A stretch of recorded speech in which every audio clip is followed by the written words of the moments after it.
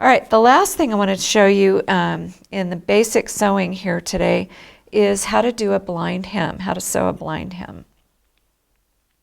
This is something I did by hand until I realized that the machines could actually do it for me, and I'm so happy to have finally discovered that.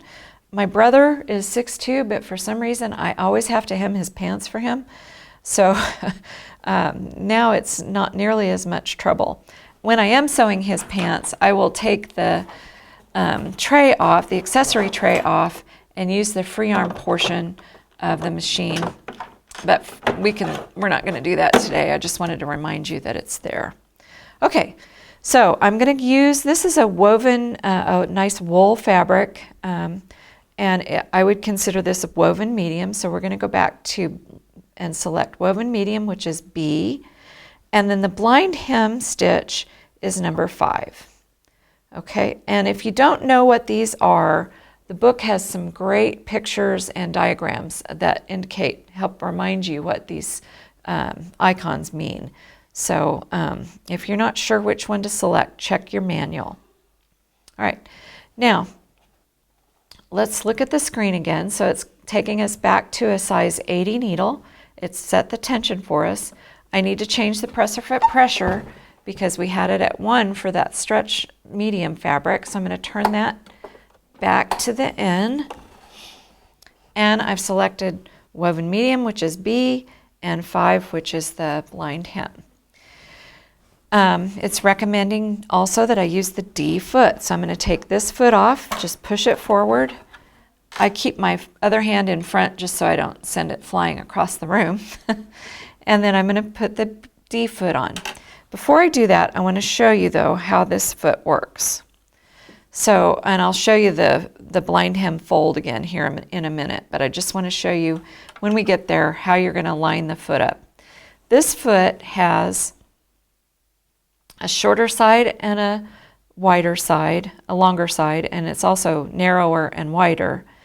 When you flip it over, the wider side actually comes down further than the narrower side. So this is higher than this, leaves a little gap in the middle too. And what this foot does is it rides along. You want to put the wider and thicker side of the foot right up next to the fold. So the other side, because it's higher, can ride on top of the fabric, and you're just going to want to keep that right next to that fold, okay, while you're stitching. So I'm going to go ahead and put the foot on. Forgive my left-handedness again. There we go. The thread goes through the foot and to the back. And then I call this fabric origami. Probably the trickiest thing about sewing with a blind hem is knowing how to fold your fabric. So when you've made a garment, or if you're hemming a garment that's already made, what you want to do, this is the right side of the fabric, this is the wrong side. You're going to fold your hem up to the wrong side of the fabric. Then what I do is take that, I make sure that this hem stays where it is after I've marked it and everything, and I fold the fabric, the main part of the fabric, back away from the hem. So you want a piece of the hem sticking out to sew on. So the way it makes the blind part is that it's going to do most of the stitching on the hem itself. Then the needle's going to reach over and just grab a portion of this fold to create the blind hem. Okay, so I'm going to put the foot down, and again I've got it lined up real snug up tight next to that fold. And I'm going to go ahead and start sewing. So it's going to do my fixed stitches and then start sewing. I'm going to try to go a little slower. My foot gets a little out of control sometimes.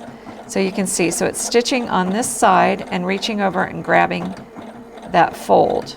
Stitching on this side and reaching over and grabbing the fold. Okay, now I cut my thread and show you what that looks like. Here's how it looks. And if I've done my job, those little V's will have grabbed the fold. I missed a couple, didn't quite get all the way over there. If you have that problem, what I would recommend you do is make your stitch just a little bit wider. And this is your stitch width here. If you watch when I push the button, it makes those points just a little bit longer. So that can be one way to adjust that, okay? So now, this is the inside part of my hem, and when I turn it to the outside, look at that. Even though I've used that dark green thread, you can only see a little bit of it. If I had used pink thread, you wouldn't be able to see that hem at all. And even some of the places where I got it just right, you can't see my green thread at all. So wonderful, wonderful thing that I learned how to do along the way.